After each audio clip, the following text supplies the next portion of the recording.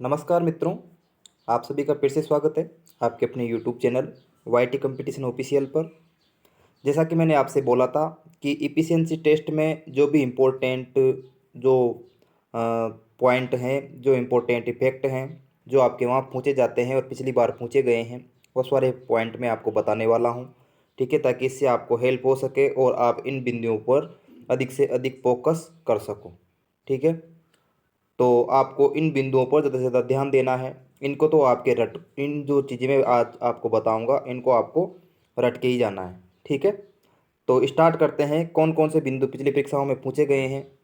ठीक है, और ये बिंदु कई बार पूछे जा चुके हैं और आगे भी आपके आ सकते हैं। ठीक है, तो सबसे पहला जो पॉइंट है वो कौन सा है, क्या पूछा गया है आपके एफिशिएंसी टेस्ट में। तो अधिकतर जो चीज़ आपके पूछी गई एफिशिएंसी टेस्ट में पूछी गई है कि शब्दों को बोल्ड करना। सबसे पहले तो आपको बोल्ड वाला जो ऑप्शन है वो ज़्यादातर प्रत्येक इफिशिएंसी टेस्ट, जितने भी इफिशिएंसी टेस्ट हुए हैं सब में बोल्ड का पूछा गया है कि इस शब्द को बोल्ड करें या इस पैराग्राफ को बोल्ड करें या इस लाइन को बोल्ड करें। ठीक है, तो बोल्ड का इम्पोर्टेंट है। उसके बाद इटालिक, यानी इटालिक वाला जितना बोल्ड का पूछा गया है उतना ही इटालिक वाला भी पूछा गया है। साथ ही साथ उसके अंडरलाइन वाला ऑप्शन भी पूछा गया है। ठीक है, अंडरलाइन में जितने भी प्रकार आते हैं वो प्रकार आपको पढ़ने हैं, जैसे कि डबल अंडरलाइन, ये डबल अंडरलाइन। ठीक है, और उसके अलावा थिक अंडरलाइन, जो पतली अंडरलाइन होती है वो। ठीक है, वेव अंडरलाइन, जो वेव अंडरलाइन होती है वो वेव अंडरलाइन। तो सारी अंडरलाइनें आपको पढ़नी है। अंडरलाइन के साथ उसका अंडरलाइन का जो कलर मैंने बताया था, कलर कैसे देते हैं अंडरलाइन का, तो भी आपको पढ़ना है। यानी कि अंडरलाइन में जितनी भी चीज़ें हैं वो सारी चीज़ें आपको पढ़नी हैं। ठीक है, तो बोल्ड, एक तो बोल्ड और एक इटालिक और एक अंडरलाइन, ये तीनों चीज़ें आपको अच्छे से याद करनी है। इससे आपके एक या दो क्वेश्चन आने वाले हैं, पक्के हैं, कंफर्म हैं। ठीक है, हर इफिशिएंसी टेस्ट में इनमें से क्वेश्चन आता ही है, स्टार्टिंग में ही मिल जाएंगे आपको ये क्वेश्चन। ठीक है, उसके बाद देखो फाइंड और रिप्लेस। तो फाइंड रिप्लेस के भी आपके इम्पोर्टेंट बनता है, ये भी कई बार पूछा गया है फाइंड रिप्लेस वाला भी। ठीक है, तो ये भी आपको देखना है। उसके बाद वाटरमार्क, तो आपके वाटरमार्क पिक्चर वाटरमार्क आ सकता है। ठीक है, उसके अलावा टेक्स्ट वाटरमार्क आ सकता है। ठीक है, तो ये जो आएगा वाटरमार्क ये हिंदी में भी आ सकता है, हो सकता है आपसे हिंदी में टेक्स्ट लिखवा ले कुछ। ठीक है, या फिर इंग्लिश में कुछ टेक्स्ट लिखवा ले, लेकिन जो संभावना बनती है अधिकतर वो बनती है कि आपसे हिंदी में ही टेक्स्ट लिखवाया जाएगा। ठीक है, वाटरमार्क में। और पिक, यदि पिक लगवाता है, पिक की संभावना कम बनती है, लेकिन पिक लगवाता है तो आपको पिक की भी तैयारी करनी है, यानी कि वाटरमार्क आपको पढ़ना है। ठीक है, ये सब मैं आपको पहले पढ़ा चुका हूँ। ठीक है, आगे बढ़ेंगे। आगे और क्या है, तो देखो आगे है अपने पास वाटर मार्क के बाद में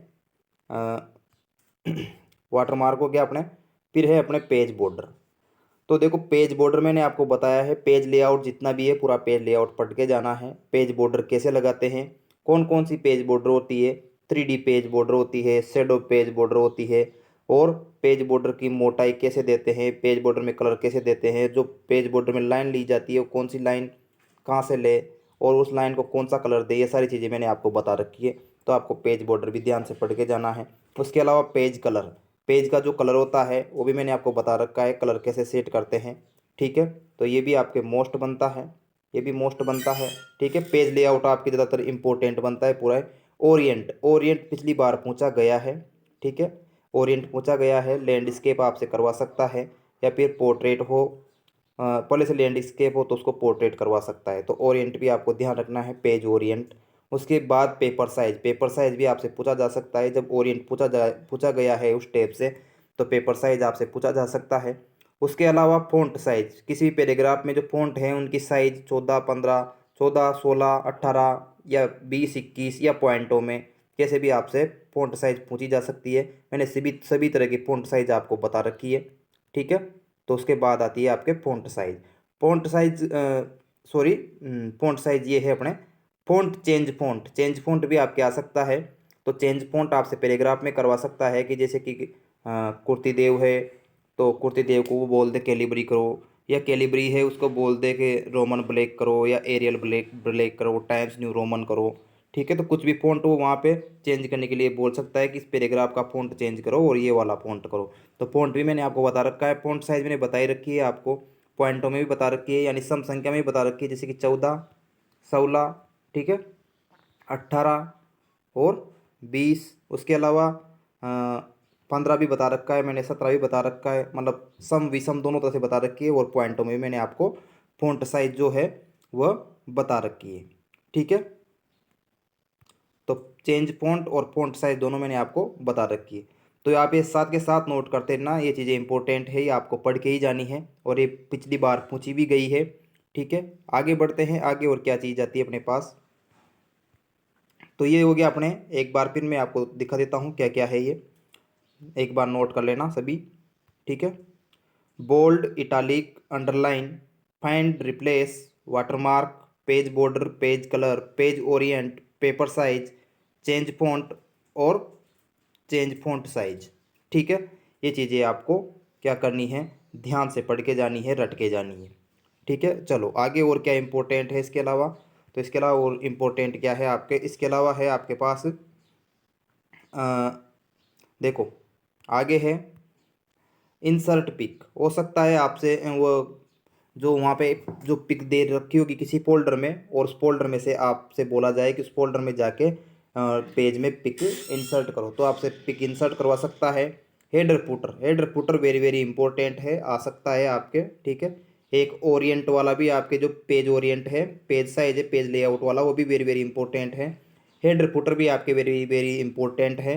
हेडर फुटर में वो कुछ भी लिखवा सकता है, शॉर्टकट की से बनने वाले शब्द भी आपसे लिखवा सकता है वो हेडर में या फुटर में, तो ये भी आपको ध्यान में रखना है, ठीक है। कहने का मतलब ये है कि आपको पूरा हेडर फुटर और पेज लेआउट पढ़ना है। वापस मैंने दोनों को साथ में ले लिया, देखो एक बार फिर, ठीक है, फिर साथ में ले लिया मैंने।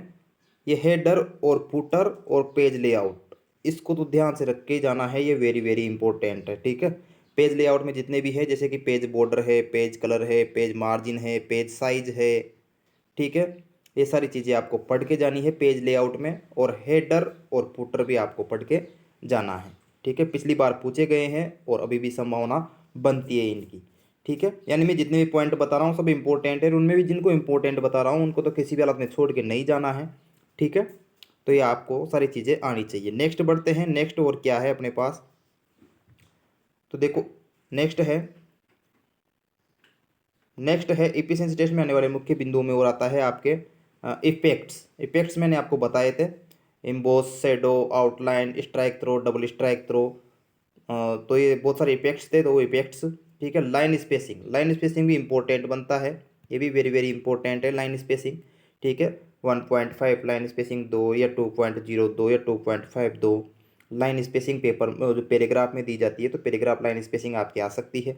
उसके अलावा इंडेंट मैंने आपको बताया था, लेफ्ट इंडेंट, राइट इंडेंट, तो ये भी आपके इंपॉर्टेंट है। अलाइनमेंट, ये भी आपके बहुत ज़्यादा इंपॉर्टेंट है, ठीक है। ये भी वेरी वेरी इंपॉर्टेंट है, लाइन स्पेसिंग और अलाइनमेंट, ठीक है, बहुत ज़्यादा इंपॉर्टेंट बनते हैं ये दोनों।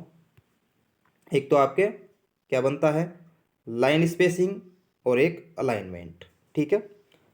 बाकी इफेक्ट्स, इंडेंट, ये भी देखने हैं आपको, लेकिन ये वेरी वेरी इंपॉर्टेंट बनते हैं, ठीक है। इसके अलावा अलाइनमेंट में जैसे क्या क्या आ सकता है, सेंटर अलाइनमेंट आ सकता है, ठीक है, सेंटर अलाइनमेंट आ सकता है, माफी चाहूँगा मैं। अलाइनमेंट में सेंटर अलाइनमेंट आ सकता है, लेफ्ट आ सकता है, राइट आ सकता है, और जस्टिफाई आ सकता है, ठीक है। उसके बाद देखो एक चीज़ और इम्पोर्टेंट बनती है इसमें, एक तो अलाइनमेंट हो गया आपके इम्पोर्टेंट, ठीक है, ये एक लाइन स्पेसिंग हो गया आपके इम्पोर्टेंट, और एक क्या है इसमें, टेबल। पूरी जो टेबल है वो टेबल भी आपके इम्पोर्टेंट बनती है। टेबल में आपको टेबल फॉर्मूला जो मैंने बताया था, सम का, एवरेज का, मैक्सिमम, मिनिमम, ये चार फॉर्मूले इंपॉर्टेंट है उसमें। सम का, ठीक है, एवरेज का, मैक्सिमम का और मिनिमम का, ठीक है, चार फॉर्मूले इंपॉर्टेंट है उसके अंदर। उसके अलावा टेबल इंसर्ट करना, टेबल को किस प्रकार से इंसर्ट किया जाता है, किस प्रकार से डिलीट किया जाता है, किस प्रकार से रो इंसर्ट की जाती है, किस प्रकार से रो डिलीट की जाती है, किस प्रकार से कॉलम इंसर्ट किया जाता है, किस प्रकार से कॉलम डिलीट किया जाता है, तो ये आपको पूरी टेबल में ये चीज़ें पढ़नी है, ठीक है। तो टेबल भी आपके इम्पोर्टेंट बनती है, तो टेबल वाला जो वीडियो है वो भी आप देख लेना। तो तीन चीज़ें इसमें इंपॉर्टेंट बताती मैंने, लाइन स्पेसिंग, अलाइनमेंट और टेबल, ठीक है। चलो नेक्स्ट बढ़ते हैं, नेक्स्ट क्या है, देखो नेक्स्ट है लेटर अरेंजमेंट। आप सोच रहे होंगे कि ये नहीं आएगा, नहीं आएगा, तो देखो जब किस्मत ख़राब होती है तो ऐसे ही होता है। हो सकता है कि जो मैंने अभी बताए हैं उन सबको वो एग्जामिनर, यदि मान लो कोई किस्मत ख़राब है आपकी, तो वो उनको नहीं दे, और उनको ना दे के ये पूरा एक क्या दे दे आपको, लेटर फॉर्मेटिंग दे दे। ठीक है, लेटर फॉर्मेटिंग के नियम मैंने आपको बता दिए कैसे क्या क्या होता है। ठीक है, बाकी वो आपको प्रैक्टिस से आएगा। उसके लिए मैंने टेलीग्राम चैनल पे MS वर्ड की फाइल डाल रखी है। ठीक है, तो आपके सीधा सा डाउनलोड करते ही सीधी वो फाइल खुल जाएगी, उसको आप अरेंज कर सकते हो लेटरों को। 3-4 लेटर डाले हैं मैंने, 4 के लगभग लेटर। ठीक है, और उनका जो सही जस्टिफाई है उसका PDF भी डाला है मैंने उसमें, तो वो आप देख सकते हो, उनसे आप प्रैक्टिस कर सकते हो। अब देखो लेटर अरेंजमेंट में क्या क्या है। एक तो आपको सेंटर अलाइनमेंट करना है उसमें। अब सेंटर अलाइनमेंट क्या क्या चीज़ें करनी है वो मैंने आपको बताई है। देखो मैंने इसमें अलग से लिए हैं, इसलिए ध्यान देना। सेंटर अलाइनमेंट करना है, एक तो कार्यालय का नाम पता सेंटर अलाइनमेंट करते हैं। यदि कोई अधिसूचना है आदेश है तो उसको सेंटर में करते हैं। ठीक है, और उसके अलावा क्या सेंटर में करते हैं, ये 2 चीज़ें सेंटर में करते हैं। उसके अलावा जस्टिफाई, अपने जो मुख्य विषय वस्तु होती है उसको अपन जस्टिफाई करते हैं। ठीक है, टेप की का यूज करते हैं। टेप की का यूज कहाँ पे करते हैं, जब कोई भी पैराग्राफ स्टार्ट हो तो प्रथम लाइन के आगे एक बार थोड़ा सा उस लाइन को दबा देते हैं, तो उस एक बार टेप दबा के टेप की का यूज करते हैं। ठीक है, और एंटर की का यूज करना होता है लाइनें उनके बीच में स्पेस देने के लिए। ठीक है, और उसके अलावा राइट इंडेंट, जो हस्ताक्षर में आप सेंटर अलाइनमेंट लेके राइट इंडेंट से हस्ताक्षर को लेफ्ट साइड में ले जाते हो तो राइट इंडेंट का यूज करते हो तो वो। ठीक है, उसके अलावा बोल्ड, बोल्ड करना पड़ता है। कार्यालय का नाम पता हस्ताक्षर और जो अधिसूचना आदेश जो लिखा होता है और प्रतिलिपि, उनको बोल्ड करना पड़ता है। फ़ॉन्ट साइज, कार्यालय के नाम पते की जो फ़ॉन्ट साइज है वो अदर फ़ॉन्ट साइज से 2 अधिक होती है तो 16 उसको करते हैं। बाकी मुख्य विषय वस्तु की जो फ़ॉन्ट साइज होती है उसको 14 रखते हैं। ठीक है, इसके अलावा इसमें मैं एक चीज़ और छोड़ दी मैंने, वो है आपके स्पेसिंग। स्पेसिंग, लाइन स्पेसिंग मैंने आपको बताया था। लाइन स्पेसिंग है वो रखनी है आपको, लाइन स्पेसिंग कितनी रखनी है आपको, 1.15 पूरे लेटर की। लेकिन जो मुख्य विषय वस्तु है उसकी रखनी है आपको 1.50। ठीक है, तो ये ध्यान में रखना है, लाइन स्पेसिंग भी आएगी। उसके अलावा अपने क्या छोटा बोल्ड हो गया, फॉन्ट साइज होगी, और पेज साइज और मार्जिन। ठीक है, पेज साइज और मार्जिन, पेज साइज में A4 लेना है, मार्जिन में सब एक एक रखना है, एक एक रखना है, लेकिन जो आपके लेफ्ट साइड है वहाँ पे 1.5 रखना है। तो ये सारी चीज़ें मैंने आपको बता रखी है। ठीक है, तो लेटर अरेंजमेंट में भी आपको थोड़ा सा ध्यान देना है। ठीक है, तो ये आपके इम्पोर्टेंट है, इस वीडियो में मैंने बता दिए हैं। फिर भी आपके मन में कोई सवाल हो तो आप मुझसे पूछ सकते हो कमेंट बॉक्स में कमेंट करके। ठीक है, मैं आपके सवाल का ज़रूर जवाब दूंगा। तो जो भी इम्पोर्टेंट, जो मुख्य मुख्य पॉइंट थे वो मैंने आपको बता दिए हैं एफिशिएंसी टेस्ट में, इनको तो आप कंप्लीट करके ही जाना। ठीक है, तो मिलते हैं नेक्स्ट वीडियो में। धन्यवाद।